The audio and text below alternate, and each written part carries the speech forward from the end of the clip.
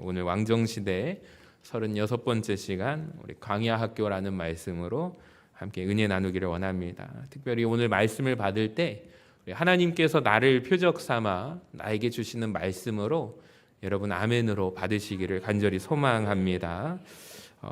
오늘 광야학교라는 제목을 왜 정했냐면 오늘 23장부터 26장까지 다윗의 광야학교 이야기가 펼쳐지기 때문입니다. 자, 먼저 14절을 한번 보여주시면은 분명히 이렇게 나옵니다. 다윗이 광야의 요새에도 있었고 10광야 산골에도 머물렀다라고 합니다. 그러니까 10광야라는 지역에 머물러 있습니다. 24절을 또 보세요. 광야 남쪽 마온 광야 아라바에도 있습니다. 그러니까 다윗이 마온 광야라는 지역에도 있습니다.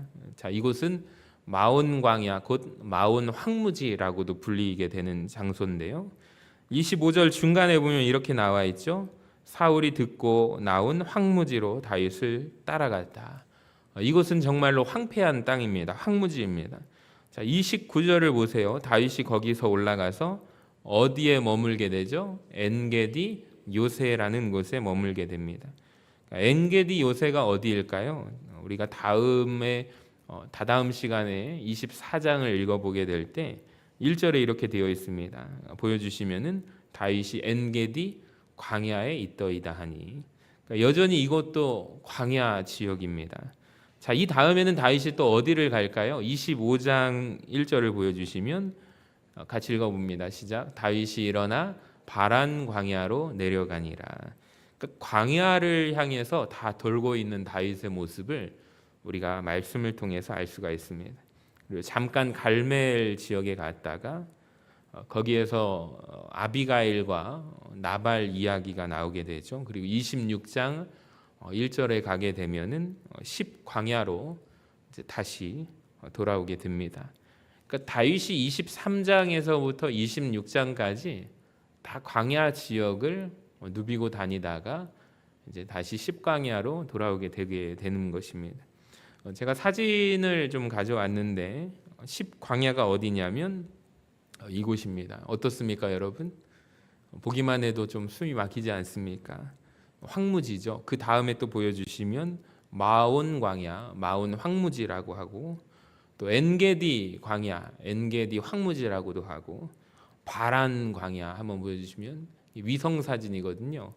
여기 보시면은 어떻습니까? 초목이 있는 곳보다 이제 황폐한 지역이 더 비중이 많죠. 우리가 보면서 사진을 보면 이해가 돼요.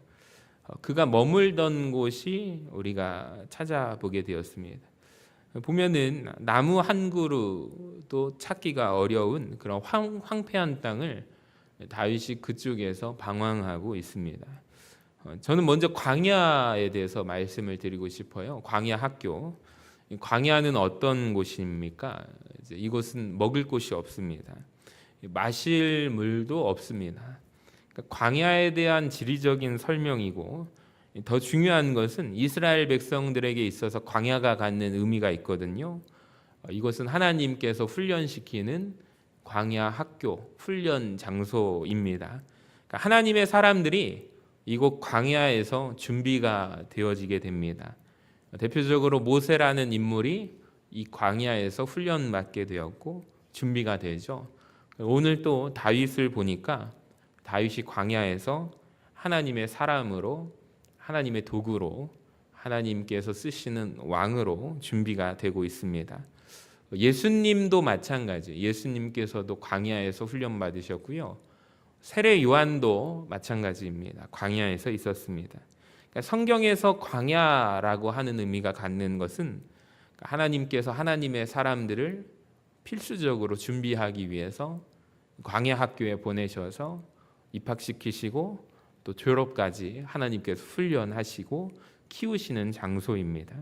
그러니까 다윗도 예외 없이 하나님께서 그 광야로 보내신 거예요. 자, 그렇다면 다윗이 광야에서 무엇을 할까요? 감사하게도 다윗이 하나님을 찾게 됩니다. 자, 그 근거가 무엇이냐면 시편 63편 1절에 이렇게 고백합니다. 같이 읽어봅시다. 시작. 하나님이여 주는 나의 하나님이시라. 내가 간절히 주를 찾되 물이 없어 마르고 황폐한 땅에서 내 영혼이 주를 갈망하며 내 육체가 주를 앙모하나이다. 아멘. 이 광야에서 내가 서 있는 이곳에서 내 영혼이 주를 갈망하고 내 육체가 주를 앙모하나이다. 아멘. 그러니까 다윗이 그곳에서 하나님과 친밀한 관계를 맺고 있는 것이죠. 자, 그리고 하나님은 그곳에서 광야에서 다윗을 왕으로 훈련시키십니다. 자, 이 시각을 가지고 우리가 볼 때 광야 학교가 또 오늘 광야 생활이 시작되는 23장을 살펴보도록 하겠습니다. 두 번째로 그일라 거민에 대한 이야기가 나오게 됩니다. 우리 본문 1절을 같이 한번 읽어봅시다. 시작. 사람들이 다윗에게 전하여 이르되 보소서 블레셋 사람이 그일라를 쳐서 그 타작마당을 탈취하더이다. 유다 광야에 머물던 다윗에게 소식이 하나 전해지게 됩니다. 근처에 그일라 거민들이 블레셋의 공격을 받게 되어서 위험에 처해 있는 상황이다라는 것이죠. 그러니까 하필이면 타작마당이라는 곳이 그 장소가 공격을 받게 됐대요. 공격을 당했대요. 여러분, 타작마당이 어디입니까? 한번 그림을 보여주시면 이 장소가 타작마당이거든요. 그러니까 즉 이곳에서는 무엇이 이루어지냐면 1년간 농사 지은 것을 즉 타작하는 곳이 이 타작마당 아니겠습니까? 그러니까 곡식을 타작하는 곳이에요. 바로 이곳입니다. 1년간 땡볕에서 땀 흘려 수고한 곡식을 드디어 거두는 곳이에요. 타작하는 곳입니다. 자, 그런데 세상에 이곳에 블레셋이 쳐들어옵니다. 이 그일라 거민들의 입장에서 타작마당을 공격받았다고 생각할 때 여러분 한번 상상해 보시기 바랍니다. 얼마나 마음 가운데 원통함과 속상한 마음이 들까요? 내가 여기에 열심히 땀을 쏟고 땀을 흘리고 내 모든 노력과 수고를 다 바쳤는데 그 수고를 헛되게 만들어 버리는 거예요. 그러니까 블레셋 사람들이 너무 얄밉지 않습니까? 근데 어디 그일라 주민들만 그럴까요? 그러니까 영적으로 블레셋은 성경에서 이런 영적인 상징이 있습니다. 어둠의 왕국이고 또 사탄의 세력을 상징하고 있습니다. 그러니까 오늘날도 마찬가지예요. 저와 여러분의 삶 가운데 타작마당에서 여러분의 타작마당을 누가 공격해요? 어둠의 세력, 사탄이 공격하고 있다는 것이죠. 그러니까 여러분께서 수고하고 땀 흘려 애쓴 노력과 결과물을 그 타작마당을 공격하고 빼앗아가는 것이 바로 어둠의 세력이 공격을 합니다. 약탈해 갑니다. 평생 땀 흘려서 수고하고 애썼는데 이 중에 그렇게 타작마당이 공격당하시는 분 없으십니까? 혹시 내가 노력하고 일구었던 수고한 모든 것이 빼앗겨버리는 경험을 하신 분 없으십니까? 그러니까 즉 이 이야기는 그일라 거민들의 이야기는 우리들의 상황이에요. 우리들의 이야기입니다. 그러니까 내가 수고하고 애쓰고 노력하고 살았어요. 때로는 잠 못 자면서 열심히 수고했습니다. 매달렸습니다. 그런데 실패하는 것이죠. 안 먹고 안 자고 조금 더 내가 희생하면서 내 자녀 교육에 매달리게 되었는데 때로는 그 열매가 없습니다. 자녀에게 실망하기도 하는 거죠. 그러니까 즉 이 인생들이 무엇이냐면 블레셋 사람들이 그일라 타작마당을 공격한 것과 같이 인생에서 타작마당을 공격받고 실패한 사람들의 이 이야기입니다. 그러니까 그일라 거민들이 추수할 때, 타작할 때, 쳐들어왔을 때 그 느꼈을 그 사람들의 당혹감을 한번 생각해 보세요. 허탈감을 생각해 보세요. 어찌할 바 모르는 분노가 치밀어 오르지 않겠습니까? 혹시 오늘 이 밤에 그렇게 나오신 분들이 계시다면 참 잘 오셨습니다. 하나님을 찾고 매달리시기를 바랍니다. 자, 1절에 보니까 사람들이 이 소식을 누구에게 전해줘요? 다윗에게 전해주고 있는 거예요. 보세요. 보소서 블레셋 사람이 그일라를 쳐서 그 타작마당을 탈취하더이다. 그러니까 감사한 소식이 무엇이냐면 나는 약탈을 당했거든요. 나는 아무것도 할 수가 없어요.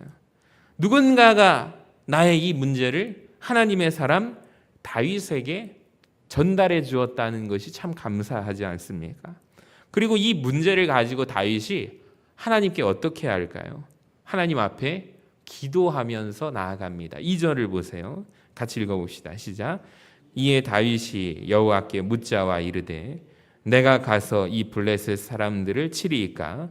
여호와께서 다윗에게 이르시되 가서 블레셋 사람들을 치고 그일라를 구원하라 하시니. 아멘. 여러분 보세요. 하나님의 사람이 내 문제를 가지고 기도해 줘요. 하나님께서 그 기도를 들어주십니다. 할렐루야. 여러분 다시 묻습니다. 이 자리에 혹시 내가 그일라 거민과 같은 분 계시지 않습니까? 내가 평생 수고하고 땀 흘려서 애쓴 모든 것들이 타작마당이 약탈당하신 분 없으십니까? 그러니까 이 말씀을 오늘 나의 말씀으로 받아들인다면, 하나님께서 나에게 주시는 말씀이라면 혼자 끙끙대지 마시기 바랍니다. 그러니까 사실 별 도움 안 되는 사람들 만나서 내 상황을 이야기하고 넋두리를 해봤자 그것이 도움되지 않는다는 거예요. 아무런 소용이 없습니다. 그러니까 직접 기도가 안 나올 수도 있습니다. 여러분 그러할 때 우리가 할 수 있는 자세는 무엇이냐면 오늘 이 모습이에요. 차라리 하나님의 사람 누구죠? 다윗과 같은 하나님의 사람에게 무엇을 요청해라? 기도를 요청하라는 것입니다. 그러니까 나를 위해서 지금 내 상황이 너무 답답하고 기도가 나오지 않는 상황 속에서 내가 기도하려고 하는데 기도가 나오지 않아요. 답답합니다. 막막합니다. 그저 눈물만 흐릅니다. 그러할 때 우리가 할 수 있는 것이 무엇이냐면 하나님의 사람 다윗에게 기도를 요청하는 거예요. 나를 위해서 중보할 것을 부탁을 하는 거예요. 나를 위해서 기도 좀 해달라고. 여러분 오늘 이게 딱 그런 상황이거든요. 그러니까 하나님의 사람에게 이 사실이 알려졌어요. 다윗에게 이 소식이 듣게 되었어요. 그럴 때 다윗이 어떤 행동을 취하는가?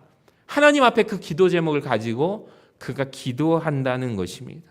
나를 위해서 기도 좀 해달라고. 자, 야고보서 5장 16절을 보세요. 의인의 간구는 무슨 힘이 큼이라? 역사하는 힘이 큼이니라. 아멘. 여러분 우리의 고백이 이렇게 고백이 되기를 원합니다. 그러니까 성경이 말씀하는 의인의 개념은 뭐냐면 공의로워서 내가 한 번도 죄를 짓지 않아서 이런 개념이 아니라 하나님과의 올바른 관계를 맺는 사람이 성경이 말씀하는 의인의 기준이에요. 지금 다윗이 하나님과 친밀한 관계를 맺고 있지 않습니까? 그러니까 하나님의 사람이 바로 다윗이 하나님 앞에 기도할 때 그의 기도를 누가 들으세요? 하나님께서 들으신다는 것입니다. 여러분 이 고백이 우리 안에 있기를 간절히 소망합니다. 굉장히 민감하신 분들이 계셔요. 신앙생활 하시면서 누군가가 나에 대한 이야기를 할 때 굉장히 싫어하는 분들이 있습니다. 근데 이게 영적인 법칙에도 똑같이 그렇게 적용하시면 안 돼요. 때로는 내가 스스로 기도하는 것보다 기도가 합심으로 기도하는 힘이 크거든요. 그러니까 성경에서 함께 기도하는 우리 장로들과 함께 기도의 제목을 나누고 기도할 것을 요청하고 있습니다. 성경에 그 부분이 분명히 나옵니다. 그러니까 우리가 세상적인 사람들의 가십거리에 사람들의 입술에 사람들의 말 속에 내가 오르내리는 것이 싫다. 이것은 세상적인 기준이지만 여러분 우리가 영적으로 기준을 잡아야 돼요. 하나님의 사람 앞에 기도를 부탁을 하는 거예요. 하나님의 사람들과 함께 나의 문제를 놓고 기도를 하는 거예요. 그게 나의 병적으로 육체적인 문제든 때로는 터놓을 수 있어야 돼요. 혼자 끙끙 앓다가 더 병을 키우시는 분들이 있어요. 기도를 해야 할 때 같이 함께 중보해야 될 때가 있어요. 기도에 힘이 있습니다. 기도의 능력이 있습니다. 생명을 살리시고 역사의 주관자가 되시며 우리의 예수님은 만왕의 왕, 우리의 만주의 주이십니다. 할렐루야. 그러니까 우리가 그 예수님께 우리의 기도의 제목을 하나님 앞에 올려드리는 거예요. 여러분 함께 기도하시기를 바랍니다. 중보 기도의 역사가 이 제단 가운데 넘쳐나기를 간절히 소망합니다. 그러한 기도를 하나님이 들으신다는 거죠. 놀라운 일이 벌어져요. 자, 5절을 한번 보세요. 뒤에 에어컨을 좀 꺼주시기 바랍니다. 5절을 보시면 다윗과 그의 사람들이 그일라로 가서 블레셋 사람들과 싸워 그들을 크게 쳐서 죽이고 그들의 가축을 끌어오니라. 다윗이 이와 같이 그일라 주민을 구원하니라. 아멘. 우리 노란색 글씨 다시 읽어볼까요? 시작. 다윗이 이와 같이 그일라 주민을 구원하니라. 아멘. 여러분, 이 시작이 다윗에게 어려운 상황을 알렸다는 거예요. 여러분, 혹시 인생의 어려움을 만나시는 분, 인생의 문제를 만나는 분 계십니까? 그러니까 혼자 끙끙 앓지 마시고 사람들 앞에서 여러분 넋두리 하지 마시고 기도를 요청하시기를 바랍니다. 자, 그런데 오늘 본문 보니까 5절 결론이 있기 전에 우여곡절이 있어요. 3절을 보니까 다윗의 사람들이 그에게 이르되 보소서 우리가 유다에 있기도 두렵거든 하물며 그일라에 가서 블레셋 사람들의 군대를 치는 일이리까. 그러니까 이것을 우리나라 말 한국 사람의 표현으로 하면은 이런 말 들어보셨을 거예요. 내 코가 석잔데. 이 표현입니다. 그러니까 아니 지금 우리가 다른 사람들을 돌볼 여유가 있습니까? 없습니까? 없다는 거죠. 이 말입니다. 그러니까 지금 다윗이 왜 광야를 피하고 있어요? 누가 자기를 쫓아오고 있죠? 누굽니까? 사울이잖아요. 사울이 왕의 신분으로 다윗을 추격하고 있습니다. 자기 혼자 도망가던 상황에서 몇백 명을 달고 다니죠? 400명에서 또 몇백 명이요? 600명을.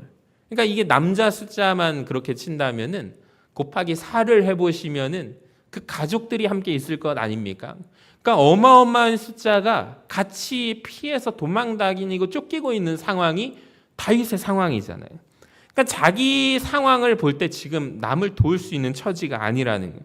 이거 괜히 잘못 도왔다가 우리가 어려움에 빠지지 않을까요? 반대하는 사람들이 생겨납니다. 내 코가 석자라는 것이죠. 여러분, 이것이 우리가 많이 듣는 얘기 아닙니까? 항상 우리 환경을 보십시오. 여러분, 환경이 좋으신 분들 계십니까? 신앙생활 하시기에 좋은 활짝 열려있는 환경 가지고 계신 분 계십니까? 다 들어보면 상황이 있어요. 다 들어보면 형편이 있어요. 신앙생활을 굉장히 어렵게 오늘 이 밤에 누군가는 오시기 위해서 애쓰고 애써서 일정을 주일하고 나오신 분들도 계실 것입니다. 늘 환경은 어렵다고요, 여러분. 늘 환경은 쉽지 않습니다. 여러분, 틀린 말 아닙니다.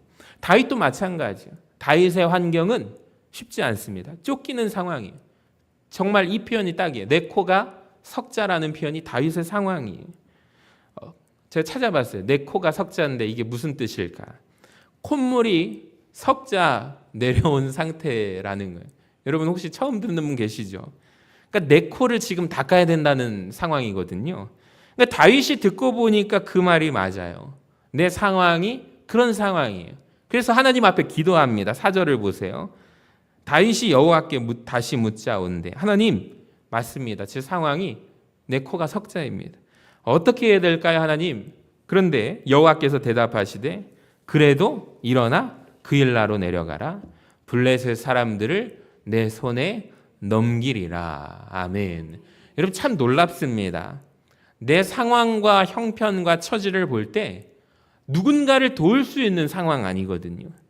하나님은 뭐라고 하세요? 그래도 가서 도우라. 따라합시다. 그래도 가서 도우라. 여러분 환경과 상황을 보면 늘 이유가 생겨납니다. 여러분 우리의 영적인 시선을 환경과 상황을 보지 마시고 하나님을 바라보시기를 바랍니다. 그러니까 다윗이 참 귀한 것 같아요. 자기 환경과 상황을 볼 때 자기의 부하들이 우리가 그런 처지입니까? 우리가 그런 형편입니까? 여러분 우리가 그거 많이 듣는 얘기 아닙니까?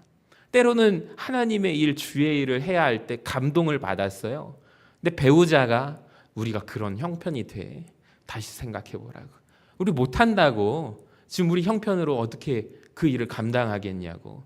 당신 다시 생각해 보라고. 여러분 우리가 이런 말을 듣잖아요. 우리가 이런 상황을 겪잖아요. 근데 하나님 앞에 시선을 두고 다윗이 하나님 앞에 묻는 거예요. 근데 하나님이 가서 도우라. 그러니까 내 상황이 다급해도 하나님 그렇게 말하지 말래요. 여러분 그냥 하라는 거예요.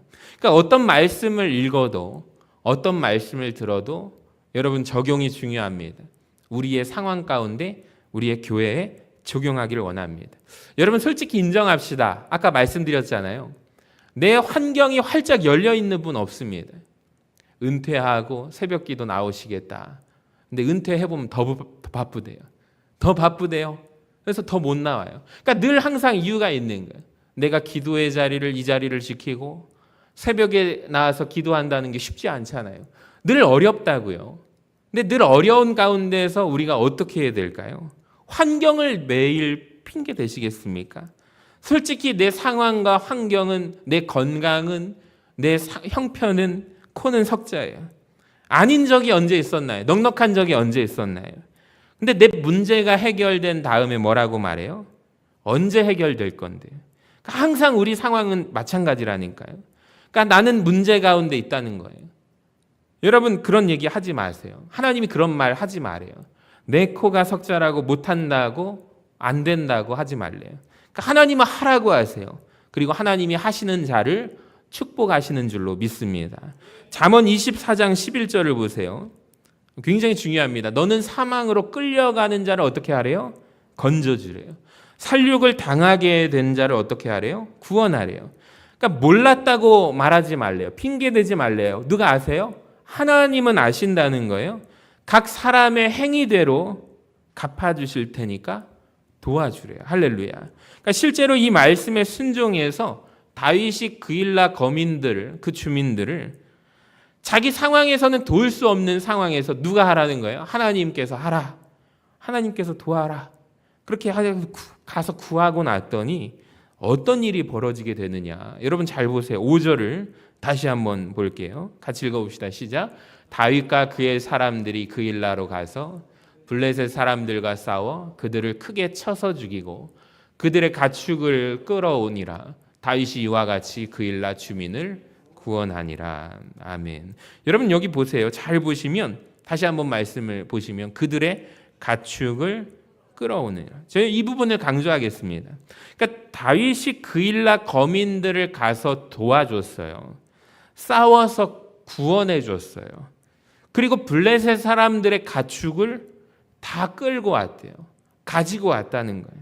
여러분 이게 무슨 말일까요? 아까 제가 말씀드렸지만 다윗 공동체가 남자 인원만 몇 명이에요? 부하들이 600명 정도 됩니다. 여러분 이 엄청난 사람들 먹여야 하는 문제가 있지 않을까요?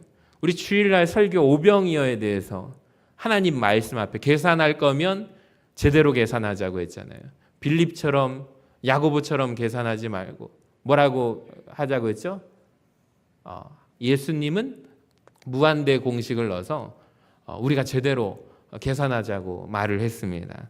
여러분 그러니까 다윗이 블레셋의 사람들의 가축을 다 가지고 왔다는 거예요. 그러니까 먹고 사는 문제가 어떻게 된 거예요? 해결됐습니다. 할렐루야. 여러분 이 전쟁에 승리하고 났더니 뭐가 생기는 거예요? 가축이 생기는 거예요. 그러니까 이 당시에 가축이 생긴다는 것은 즉 우유가 나온다는 거예요. 가축이 생긴다는 것은 고기가 나온다는 것입니다. 가축이 생긴다는 것은 입을 수 있는 옷이 나온다는 것입니다. 그리고 가축이 생긴다는 것은 그 가축에서 새끼가 나온다는 것입니다. 할렐루야. 그러니까 광야에서 먹을 것 문제, 먹거리 문제가 이것 때문에 해결되는 거예요. 그러니까 오늘 본문에 보니까 지난 장에서 다윗을 따르던 사람들이 400명이거든요. 오늘 13절을 보세요. 다윗이 그의 사람 600명이 일어나 그일라를 떠났다라고 합니다. 자, 그러면 질문하겠습니다. 400명에서 600명이 늘었어요. 그럼 정확히 어느 시점에서 200명이 늘은 걸까요, 여러분? 어디에서요? 그일라를 도와줬잖아요. 그러니까 그일라 지역에 가서 그일라 거민들을 도와줬을 때 400명에서 몇 명이 더 는 거예요? 200명이 붙어서 600명이 늘어났다는 것입니다. 그러니까 그일라 지역에 가서 돕고 나올 때, 승리하고 나올 때 정확하게 200명이 늘었어요. 그러니까 즉 그일라 거민 중에서 마음이 감동된 자들을 따라가기 시작한 거예요. 다윗을 따라 나선 거예요. 자, 그렇게 어려운데 우리를 위해서 도와주러 온 사람들. 그러니까 400명만 부하였잖아요. 근데 50%가 늘어나는 거예요. 600명, 남자만 600명. 그러니까 다윗이 그일라 거민들을 구원하러 갔는데 내 코가 석자임에도 불구하고 하나님의 뜻이 도와라라고 하시니까 도우러 갔는데 결과적으로 보면은 결국에 다윗뿐만 아니라 다윗 공동체를 유익하게 만드는 결과를 가져왔다는 것입니다. 저는 여기에서 하나님의 일을 하는 것이 마찬가지라고 생각합니다. 언제나 내 상황과 형편은 어렵지만 그러나 하나님의 일에 도움이 필요한 그곳에 내가 들어가서 하나님의 일, 주의 일을 하게 되면 내 시간을 쓰고 내 물질을 나누고 내 에너지를 함께 나누면 하나님께서 반드시 갚아주심을 믿음으로 고백하시기를 바랍니다. 저는 이 부분을 설명할 때 누가복음 5장을 예를 들고 싶어요. 거기에 보면 예수님이 베드로의 배를 빌려서 거기에서 설교를 하십니다. 자, 근데 그날이 하필 어떤 날이냐면 베드로가 물고기를 한 마리도 잡았어요, 못 잡았어요? 못 잡은 날이에요. 허탕친 날이에요. 보세요. 5장 4절에 말씀을 마치시고 시몬에게 이르시되 깊은 데로 가서 그물을 내려 고기를 잡으라. 자, 이때 시몬이 대답합니다. 주여, 제가 밤이 새도록 수고했는데 잡은 것이 있어요, 없어요? 없어요. 그러나 내가 어부지만 나는 전문가고 당신은 전문가가 아니지만 전문가인 내가 당신의 말씀에 순종하여 말씀에 의지하여 그물을 내리겠습니다 라고 베드로가 고백합니다. 순종합니다. 자, 그랬더니 그 결과를 보세요. 고기를 잡은 것이 심이 많아. 같이 읽어봅시다. 그물이 시작. 그물이 찢어지는지라. 우리가 너무 잘 아는 이야기죠. 누가복음 5장의 말씀입니다. 제가 주목하고 싶은 것은 우리가 흔히 아는 내용 말고요. 7절을 보세요. 같이 읽어봅시다. 시작. 이에 다른 배에 있는 동무들에게 손짓하여서 아여 도와달라 하니 그들이 와서 두 배의 채움에 잠기게 되었더라. 이 말씀을 좀 계속 띄워주세요. 7절을 보세요. 잘 보시면 다른 배에 있는 동무들에게 손짓하여 베드로가 말합니다. 와서 좀 도와달라고 얘기를 합니다. 잘 보세요. 내 배의 그물에 찢어지도록 많은 고기가 걸렸습니다. 자, 그런데 그 주변에 베드로의 배뿐만 아니라 다른 배가 있었을까요? 없었을까요? 베드로 혼자 배 가지고 나와서 고기 잡았을까요? 다른 배들이 있었을까요? 지금 보면은 배에 무전기 있잖아요. 레이더도 있잖아요. 그렇죠? 해서 신고하고 바다에 조업하러 나가잖아요. 안 들어오면 해경에서 연락도 오고 무전도 하잖아요. 배하고 배끼리 연락을 하잖아요. 그런 장면들이 TV에서 나옵니다. 영화에서도 나옵니다. 근데 이 당시에 이런 게 있을까요? 없는 거예요. 자, 그런데 베드로가 와서 도와달래요. 지금 바닷가에 나가서 조업하고 있는 상태인데 자기 배에 찢어지도록 많은 고기가 걸렸는데 제가 생각하기로 많은 배들이 지금 같이 그물을 던져서 조업하고 있는 상황일 것입니다. 고기 잡는 사람들이 갈릴리 호수에 굉장히 많았을 거예요. 근데 거기 어부들의 상황이 다 어떤 상황이냐면 똑같아요. 고기 잡아서 그날 하루 잡아서 팔아서 입에 풀칠하고 먹고 사는 사람들이에요. 하루 먹고 살아가는 가난한 사람들이에요. 근데 내 배에 그물이 찢어질 것 같이 많은 고기가 잡히게 돼서 베드로가 와서 나 좀 도와줘. 와서 나 좀 도와줘 라고 말하는데 이 반응에 응답한 사람들이 많아요, 적어요? 오늘 말씀을 잘 보세요. 적어요. 그 응답한 사람의 배가 한 배밖에 없는 거예요. 베드로 배하고 생각해 보세요. 몇 배의 채움에? 두 배의 채움에. 그러니까 베드로가 외쳤을 거예요. 와서 좀 도와달라고. 그물이 찢어지도록 많이 잠기게 됐는데 근데 그 배들이 왜 안 왔을까요? 왜 한 배만 왔을까요? 궁금해졌습니다. 다 상황은 똑같기 때문에. 다 내 코가 석자예요. 나 오늘 고기 잡아서 내 처자식 먹여 살려야 되거든요. 거기에 아마도 수십 척의 배가 있었을 거예요. 와서 나 좀 도와달라고.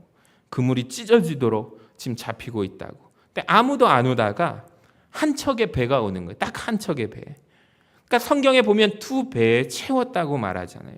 여러분 깨달아지십니까? 그랬더니 놀라운 결과가 역사가 이루어지게 되는 거예요. 그러니까 말씀드립니다. 다 상황은 똑같아요. 어려워요. 잘 안 돼요. 내 코가 석자라고요. 내가 해야 할 일이 많아요. 나 고기 잡아야 돼요. 바빠요. 근데 오직 한 배만 베드로의 외침에 갈릴리 바다에서 망망대해서 찢어지도록 도와달라고 외침에 내 코가 석자임에도 불구하고 오직 한 척의 배만 와서 도왔다는 것입니다.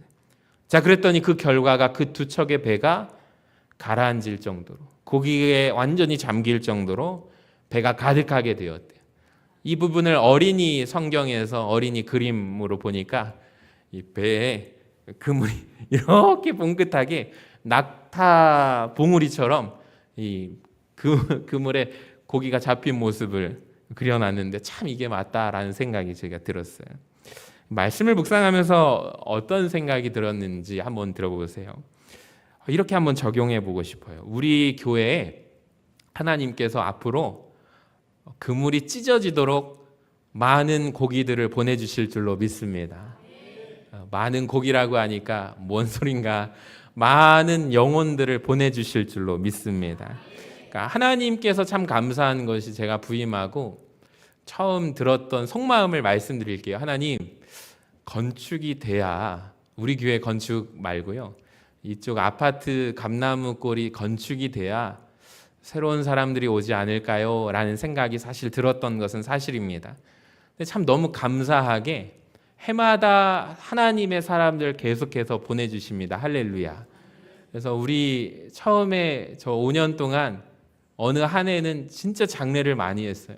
장례하면서 참 너무 많이 울었어요. 하나님, 이 소중한 우리 권사님들, 우리 소중한 장로님들, 우리 소중한 집사님들을 저 도와주셔야 될 분들이고 기도의 용사인데 뭐가 그리 급해서 천국으로 왜 하필 지금 데리고 가시나요?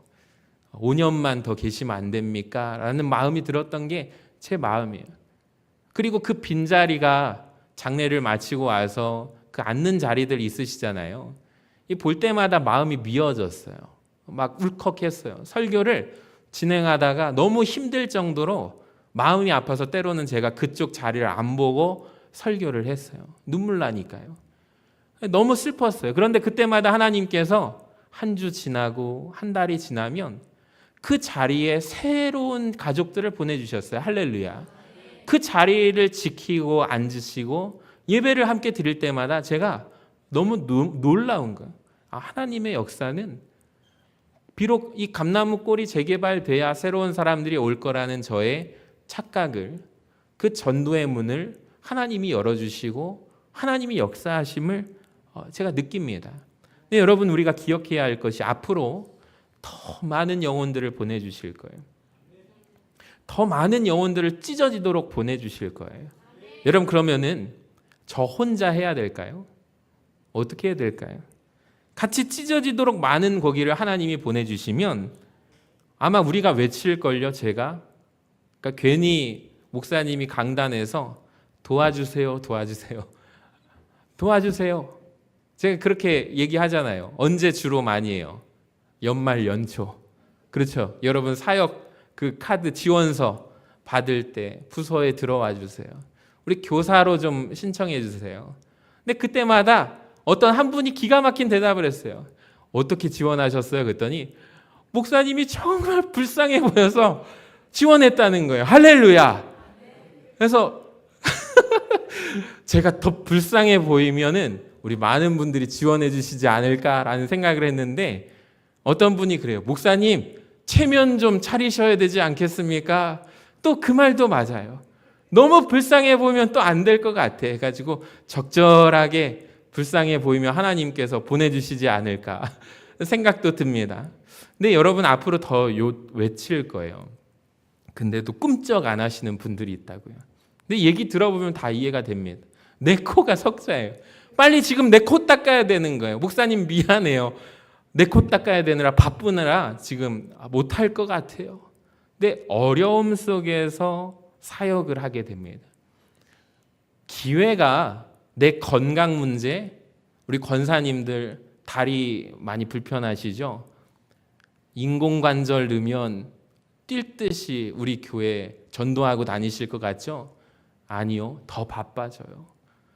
건강한 무릎을 주신 것 하나님께 감사하시기 바랍니다. 불편한 몸을 주셔도 하나님께 감사하시기 바랍니다. 어느샌가 침상에서 그냥 한숨 쉬면서 내가 그때 잘할 걸, 내가 그때 봉사할 걸, 내게 주신 물질 가지고 주님 앞에 쓰임 받았으면 얼마나 좋았을까. 눈물 짓는 날이 온다니까요. 근데 마지막 그 순간에도 내가 하나님께서 내 삶 가운데 풍성한 은혜를 주셔서 내가 정말 많은 사역 주님을 위해서 지우개처럼 닳고 닳아서 쓰임 받은 것 아닙니까? 감사하는 그분의 고백과 내가 더 잘할 걸 어떤 생각이 드십니까? 예전에 교육전도사로 있을 때 우리 그 목사님께서 모토가 이거예요. 교역자들에게 외치는 구호가 너네는 지우개다. 지우개처럼 닳고 닳아져라. 할렐루야. 근데 제가 그때 아멘을 못했어요. 허리 디스크가 왔거든요. 그래서 주의 일을 하면서 건강을 주시면 좋을 텐데 하나님 왜 건강을 상하게 하십니까? 원망도 들었어요. 그래서 그때 반하는 마음이 들었어요. 그래서 너무 목사님께서 지우개처럼 닳고 닳아져라. 너희들은 그렇게 쓰임 받아야 된다라고 했을 때 거부 반응이 왔었어요. 솔직한 마음으로. 근데 나중에 보니까 하나님께 붙들려서 쓰임 받는 때가 있구나라는 것을 알게 되었습니다. 여러분 앞으로 우리 교회에 하나님께서 많은 영혼들을 보내주실 때 우리 교회가 그물이 찢어지도록 많은 고기를 하나님이 보내주실 때 그때 우리가 외칠 거예요. 교역자들이 와서 좀 도와주세요. 장로님들이 당회가 재직회가 도와주세요. 외칠 거예요. 교사가 필요합니다. 이제 앞으로 주차 관리도 필요할 거예요. 와서 좀 도와주세요. 그때마다 목사님 죄송해요. 내 코 닦아야 돼요. 내 코가 석자예요. 바빠요. 미안합니다. 여러분 근데 그런 적 아닌 적이 언제 있냐고요. 그럼에도 불구하고 교회가 와서 도와달라라고 할 때 정말 한 해에 한 분 혹은 두 분, 세 분 우리 하나님께서 사역 배치를 해주시더라고요. 때로는 목사님이 정말 불쌍해 보여서 신청하신 분들도 있고 때로는 큰 감동을 주셔서 내가 이곳에 이 일 하나라도 내가 섬겨야겠다라는 감동과 도전을 주셔서 와서 도와주는 분들이 계셔요. 돕는 분들이 계셔요. 너무 얼마나 감사한지 몰라요.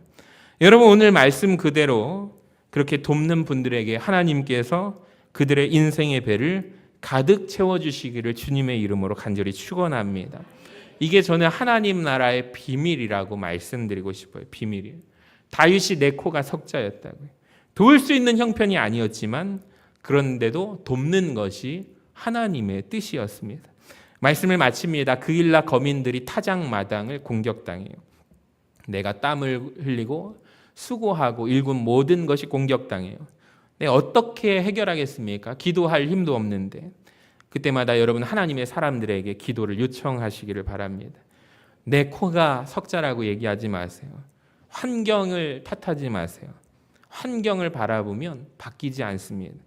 늘 바쁘고 늘 여유가 없고 늘 기도할 시간보다 내 일 처리하느라 바쁜 거예요.